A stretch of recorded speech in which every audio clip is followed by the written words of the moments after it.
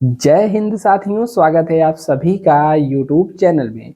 दोस्तों, UP triple S C forest guard यानी कि वन रक्षक की जो नई भर्ती आई हुई है, उसमें जो 50 नंबर का आपका विषयगत ज्ञान दिया हुआ है, उसमें से एक टॉपिक है आपका आरक्षित तथा संरक्षित वन। तो इसके बारे में हम इस वीडियो में कंप्लीट जानकारी लेंगे। वीडियो शुरू से लेकर के लास्ट तक जरूर देखिएगा, स्किप नहीं करना है, ठीक है। बाकी लाइटिंग की व्यवस्था थोड़ी सी बढ़िया नहीं है, तो अपने ओरिजिनल कलर में हम दिख रहे हैं, कोई दिक्कत नहीं। चलिए शुरू करते हैं। सबसे पहले दोस्त, हम लोग यहाँ पर सिलेबस के बारे में जान लेते हैं, फिर आगे बात करेंगे, ठीक है। तो देखिए, आप सभी का एग्जाम होने वाला है, जो लोग शॉर्ट लिस्ट हो गए हैं। तो देखिए, इसमें विषयगत ज्ञान से 50 नंबर का प्रश्न आने वाला है। तो 50 नंबर में क्या क्या है, अभी उसको आगे हम दिखाएंगे। इसके अलावा प्रारंभिक स्तर की जो गणित है और जीव विज्ञान यानी कि बायोलॉजी, इससे भी 15 नंबर का आएगा प्रश्न और 15 क्वेश्चन भी रहेगा। और कंप्यूटर से भी अब आजकल प्रश्न आने लगा है, 15 क्वेश्चन 15 नंबर का। और यूपी स्पेशल भी 20 नंबर का 20 क्वेश्चन आएगा। तो यूपी स्पेशल की बहुत सारी क्लास हमने ऑलरेडी करा रखी है, तो प्लेलिस्ट में भी लगी है, आप वहां से जाकर के एक बार देख सकते हैं, ठीक है। निगेटिव मार्किंग भी रहने वाली है। और पीडीएफ वगैरह आपको टेलीग्राम पर मिलती है, टेलीग्राम पर आपको यही सर्च कर लेना है, ठीक है, या फिर यही सर्च कर लेंगे, कोई भी यहाँ पर जानकारी मिलेगी। देखिए, यहाँ पर जो सिलेबस है 50 नंबर का, पहले उसको हम देखते हैं। जैसे विषयगत ज्ञान, तो आप में से बहुत सारे लोग लगातार कमेंट कर रहे थे, इसको हम कहाँ से पढ़े, कहाँ से बताइए, वीडियो बनाइए, पढ़ाइए। तो देखिए, सारा तो बताइए देते, लेकिन इतना भाई टाइम नहीं मिल पाता है कि विषय हम आपका कंप्लीट करा दें। लेकिन आपको सजेशन है, देखिए, किसी के भरोसे नहीं रहना है, चाहे पेड कोर्स हो चाहे कोई भी हो। आपको देखिए, इसमें से कुछ चीज ऐसा है जो कि आप अपने से यूट्यूब से या फिर गूगल से सर्च करके पढ़ सकते हैं। जैसे वन पर्यावरण हो गया, तो पर्यावरण में क्या क्या होता है, यह सब आप पढ़ सकते हैं। इसके अलावा जैसे हाथी और टाइगर रिजर्व हो गया, ठीक है, तो यह सब भी यूपी स्पेशल के ही अंतर्गत आता है। पूरे यहाँ पर यूपी के अलावा इंडिया की भी हाथी तथा टाइगर रिजर्व के बारे में आप पूरी की पूरी जानकारी ले लीजिएगा दोस्त। और एक एक चैप्टर यदि आपका कंप्लीट होते जाता है, उसका नोट्स बकायदा बनाते चलिए, क्योंकि यह ऐसी वैकेंसी है, इसकी कोई भी बढ़िया किताब मार्केट में उपलब्ध नहीं है, और न ही आप एक ही किताब से सारा कुछ कवर कर सकते हैं। तो किसी के भरोसे नहीं रहना है, एक एक चैप्टर का बढ़िया से नोट्स बनाते हुए चलना है। जैसे राष्ट्रीय उद्यान एवं पक्षी विहार हो गया, तो यूपी में कितने हैं राष्ट्रीय उद्यान पक्षी विहार, सबका नोट्स बनाइए, बकायदा उसको रट डालिए, चैट डालिए, ठीक है। और ओजोन परत हो गया, तो इसके बारे में आप सभी जानते ही हैं, ठीक है। बाकी जो जो ऐसा चैप्टर, जैसे वन उपज क्या होता है, ठीक है, और आरक्षित संरक्षित वन क्या होता है, इसके अलावा और कुछ चैप्टर हो गया, संरक्षण अधिनियम वगैरह हो गया, यह सब हम आपको कुछ वीडियो जरूर दे देंगे। इसको आप नोट करते चलिएगा, ठीक है। तो उसी के चक्कर में, उसी के क्रम में आज का हमारा पहला वीडियो है आरक्षित तथा क्या है, संरक्षित वन। तो सबसे पहले दोस्त, आपको जानना होगा आखिर आरक्षित वन संरक्षित वन होते क्या है इसमें अंतर। तो आरक्षित मतलब क्या होता है, किसी भी चीज को आरक्षित करना, रिजर्व करना, ठीक है। रिजर्व यानी कि रिजर्व फॉरेस्ट, तो यह पूरी तरीके से सरकार के देखरेख में होता है। कैसे बनता है, भारतीय वन अधिनियम की कौन सी धारा अप्लाई होती है। इसके अलावा संरक्षित यानी कि प्रोटेक्टेड, ठीक है। संरक्षित वन क्या होता है, कैसे बनाया जाता है, इसमें कौन सी धारा लगती है, इसके बारे में हम जानेंगे। तो देखिए, ब्रिटिश काल के दौरान ही भारत का वनों का वर्गीकरण किया गया। वैसे देखें तो कई आधार पे बांटा जाता है, जैसे संरक्षित आरक्षित वन हो गया, संरक्षित वन हो गया, ग्राम वन हो गया, ठीक है, यह हो गया। तो यहाँ पर सुरक्षित या फिर इसको आरक्षित भी कह सकते हैं, ठीक है, आरक्षित, जिसको रिजर्व फॉरेस्ट कहा जाता है इंग्लिश में। और एक होता है संरक्षित वन यानी कि प्रोटेक्टेड फॉरेस्ट, और इसको अवर्गीकृत है। तो चलिए एक एक के बारे में, आरक्षित संरक्षित के बारे में हम जानते हैं, और लास्ट में हम इसका एमसीक्यू भी कराएंगे। प्रीवियस ईयर क्या ही कराएं, अभी तक इसका पेपर ही नहीं हुआ है, जो नया सिलेबस आया है, ठीक है। तो जितना भी हो सके आप मटेरियल लूट करके पढ़ते रहिए, किसी एक का पढ़ाया हुआ काफी नहीं है। नहीं, हम अपना कह रहे हैं कि भाई जो पढ़ाएंगे जो बताएंगे वही आएगा, ठीक है। तो आप पूरी तरीके से पढ़ते रहिए, यदि आप इसी वैकेंसी के प्रति लगे हुए हैं। तो आरक्षित वन यानी कि रिजर्व फॉरेस्ट।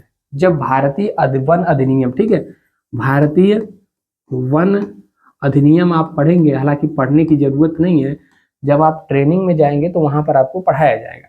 भारतीय वन अधिनियम यही पूछ सकता है कब का आया हुआ है, तो भारतीय वन अधिनियम 1927, पहला पॉइंट यही आप नोट कर सकते हैं। जिस प्रकार से भारतीय संविधान होता है उसमें अलग अलग क्या होते हैं, अध्याय होते हैं, फिर अलग अलग उसमें आर्टिकल होते हैं, ठीक है।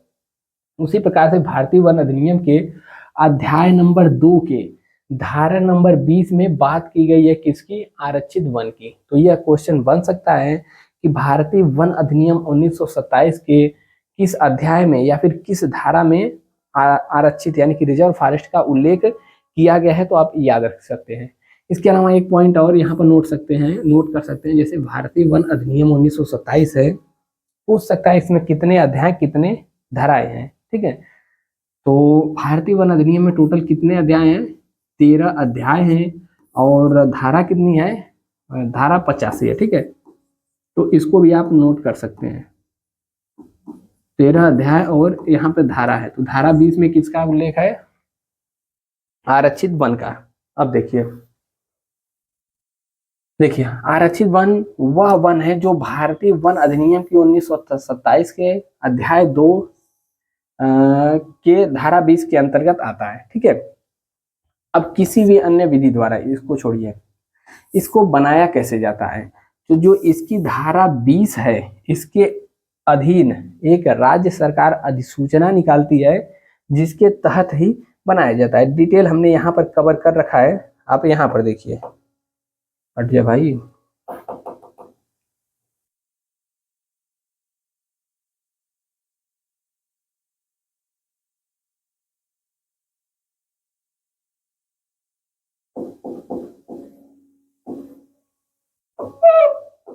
बोर्ड में काम नहीं कर रहा भाई, एक सेकेंड।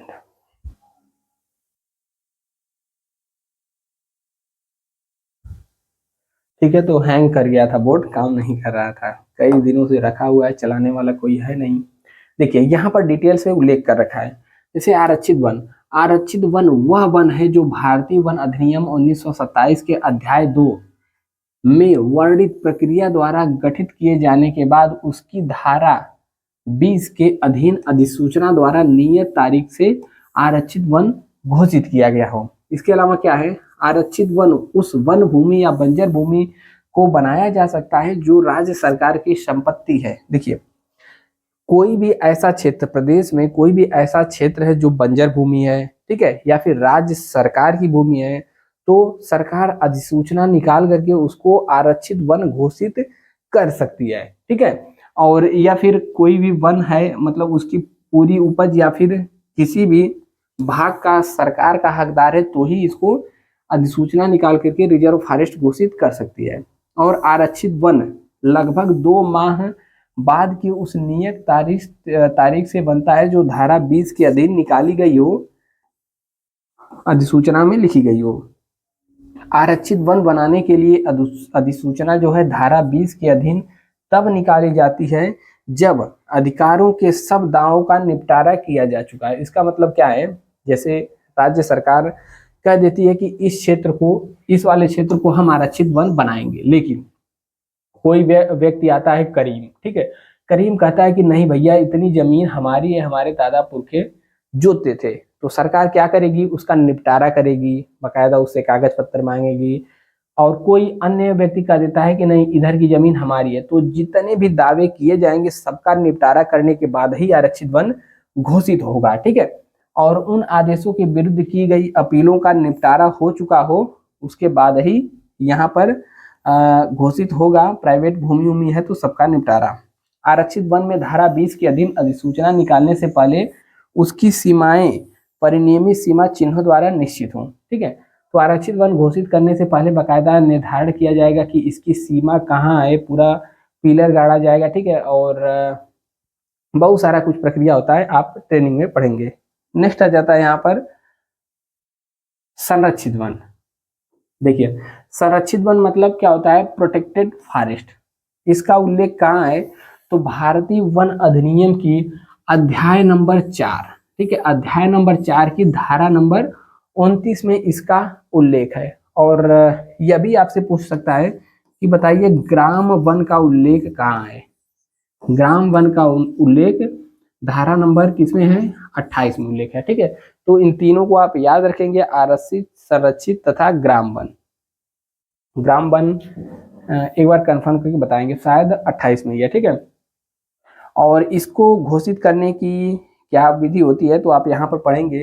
जैसे यहाँ पर दे रखा है कि संरक्षित वन वह वन है जो भारतीय वन अधिनियम धारा 1927 की धारा 29 के तहत संरक्षित वन घोषित किया गया है और जिसमें सीमित मात्रा का संरक्षण प्रदान करने के उद्देश्य से अध्याय 4 का। देखिए अब आप सोच रहे होंगे दोनों वन ही है, अंतर क्या है। तो देखिए मेन अंतर क्या है, जो आरक्षित वन होता है यह पूरी तरीके से सरकार के देख रेख निगरानी में होता है और इसमें लकड़ियां काटना, पशु चराना, ठीक है, और मानवीय गतिविधियां, यह सब क्या है पूरी तरीके से प्रतिबंधित है। केवल थोड़ा बहुत ढिलाई दिया जाता है और बाकी पूरी तरीके से प्रतिबंधित है, पत्ती उत्ती कुछ भी नहीं तोड़ सकते। लेकिन जो यह संरक्षित वन है इसमें छूट दिया जाता है। ठीक है, इसमें थोड़ी बहुत लकड़ियां सूखी वगैरह सब काट सकते हैं, पशुओं को चरा सकते हैं। ठीक है, और ग्रामीणों को जो इंसान है उनको आने जाने की अनुमति भी इसमें मिलती है। तो संरक्षित वन क्या है, थोड़ा सा इसमें नियम ढीला है। संरक्षित वन ऐसी ही भूमियों से बनाया जाता है यदि वे किसी आरक्षित वन में समाविष्ट न हो। देखिए आरक्षित वन बन गया, उसके किसी भाग को संरक्षित वन नहीं बनाया जा सकता है, लेकिन यदि संरक्षित वन है तो इसको आरक्षित बनाया जा सकता है, याद रखिएगा। इस प्रकार संरक्षित वन आरक्षित वन के रूप में गठित किया जा सकता है, परंतु आरक्षित वन संरक्षित वन नहीं बनाया जा सकता। तो इसको भी आप मतलब याद रखिएगा, हो सकता है कि यहाँ से भी क्वेश्चन बन जाए।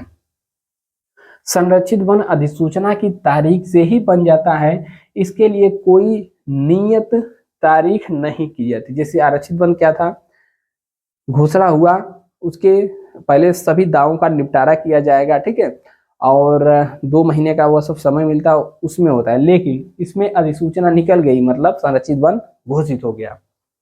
संरक्षित वन बनाने की अधिसूचना धारा 29 के अधीन दावों की जांच लंबित रहते हुए, ठीक है, उसमें क्या है पहले दावों का जो भी लोग दावा करेंगे कि हमारा यह वन है, करीम करेगा कहेगा कि मेरा यह, रहीम कहेगा ये है, रामू कहेगा मेरा यह, तो सबके दावों का निपटारा किया जाएगा। इसमें क्या है लंबित, यानी कि यदि आपने कहा कि मेरा भी इसमें है, आप उसमें अधिकार जताते हैं, तो लंबित रहते हुए भी निकाली जा सकती है। सरकार को देर के कारण अपने अधिकारों के खतरे में पड़ने का भय हो, इस प्रकार जहां आरक्षित प्राइवेट व्यक्तियों के अधिकारों को दावों का पूर्ण रूप से निपटारा किए बिना नहीं बनाया जा सकता, यदि ये सब भय है तो। बाकी इन सब को छोड़िए, नेक्स्ट आगे बढ़ते हैं। देखिए ग्राम वन की हम चर्चा कर रहे थे, आरक्षित संरक्षित आपने पढ़ ही लिया, अब बचा ग्राम वन। ग्राम वन का उल्लेख कहाँ है, तो देखिए हाँ 1927 की धारा 28 के अधीन ही है, तो इसके लिए बस इतना ही जानिए। यह क्या है, ग्राम वन मूल अधिनियम के अनुसार ग्राम वन उस वन से बनाया जाता है जो आरक्षित वन में हो। ठीक है, आरक्षित वन का ही है कोई क्षेत्र और एक ग्राम समुदाय को जमीन दे दी जाती है, ग्राम वन कहलाता है। ठीक है, एक तरीके से उसका जो है सर्वे सर्वा जो ग्राम का हेड होता है वही होता है। ग्राम वन में ग्राम गठन की प्रक्रिया सरल और संक्षिप्त है। राज्य सरकार अपने अधिकार ग्राम समुदाय के समानुदेशित करने वाली अधिसूचना निकालती है, ठीक है, और वह ग्राम वन बन जाता है। ग्राम वन का प्रबंध राज्य सरकार द्वारा बनाए गए नियमों के अनुसार ग्राम समुदाय द्वारा किया जाता है। यदि आप ऐसे क्षेत्र से है जहां पर रिजर्व फॉरेस्ट है तो आप इसके बारे में भली भांति जानते होंगे। ठीक है, यदि आप सोनभद्र, मिर्जापुर, भदोही साइड के हैं या फिर पश्चिमी यूपी में चले जाएंगे, उत्तरी यूपी में, तो आप इसके बारे में जानते होंगे क्योंकि वहां यह सब बनता है। नेक्स्ट आ जाता है हमारा, देखिए बहुत ही इंपॉर्टेंट है ये सब, सबको नोट कर लेना है। ठीक है, और देखिए जब आप वन पढ़ रहे हैं आरक्षित संरक्षित, तो कुछ अधिनियम को आप याद रखिएगा। जैसे भारतीय वन, इसको तो आप याद ही हो जाना चाहिए। भारतीय वन अधिनियम कब का है, यह 1927 में आया था। इसके अलावा यहाँ पर जो दे रखा है इसको याद करिए। जैसे पूछ देगा भारतीय वन संरक्षण अधिनियम कब आया, तो वर्ष 1980 में आया, पहला पॉइंट। वन अधिकार अधिनियम कब आया, तो वर्ष 2006 में आया, इसको रखिएगा याद। वन्य जीव संरक्षण अधिनियम 1972 ईस्वी में आया था, ठीक है। इसके अलावा पर्यावरण संरक्षण अधिनियम 1986 में, जैव विविधता अधिनियम 2002 को। इसी लगे बता दीजिएगा जैव विविधता किस दिन मनाया जाता है, 22 है, पीछे क्या है, अप्रैल मई जून, इन सबको बताइएगा। और पर्यावरण से संबंधित जितने भी डेट है, जैसे पर्यावरण दिवस हो गया, ठीक है, और आर्द्रता दिवस हो गया, और विश्व पर्यावरण दिवस, और राष्ट्रीय पर्यावरण, और यह सब जो अधिनियम है, सभी पर्यावरण के प्रमुख दिवसों को याद करिएगा। वृक्षारोपण अधिनियम वर्ष 2000 का है। राष्ट्रीय उद्यान एवं वन्यजीव संरक्षण अधिनियम वर्ष 2002 का है। वन संपदा प्रबंधन अधिनियम 2005 का है। जलवायु परिवर्तन अधिनियम 2009 का है। और एनजीटी यानी कि नेशनल ग्रीन ट्रिब्यूनल हरित क्षेत्र न्यायाधिकरण या अधिनियम वर्ष 2010 का है। यह तो कई बार बहुत सारे एग्जाम में पूछा गया क्वेश्चन है। इसके अलावा उत्तर प्रदेश वृक्ष संरक्षण अधिनियम कब का है, तो 1976 का है। जो लोग सामाजिक वानिकी, जहां पर वन रिजर्व फॉरेस्ट नहीं है, सामाजिक वानिकी में होंगे, जब वो बन जाएंगे वन रक्षक, तो उनको वृक्ष संरक्षण अधिनियम 1976 के तहत ही क्या है कि एक H2 केस करता है, ठीक है। H2 केस आपको इसी अधिनियम के तहत काटना रहेगा। और जिनकी ड्यूटी रिजर्व फॉरेस्ट में लगेगी वो किसके अंतर्गत काटेंगे, भारतीय वन अधिनियम 1927 के। मान लीजिए कोई गतिविधियां हुई कि कोई पेड़ काट लिया, ठीक है, पत्ता तोड़ लिया, खनन कर लिया जंगल से, तो यही लगेगा। और सामाजिक वानिकी में यह लगता है, ठीक है। तो H2 केस क्या होता है, तो जिस प्रकार से पुलिस विभाग में FIR होता है, उसी प्रकार से H2 केस होता है, कभी बता देंगे, ठीक है। तो इन सबको नोट करिए।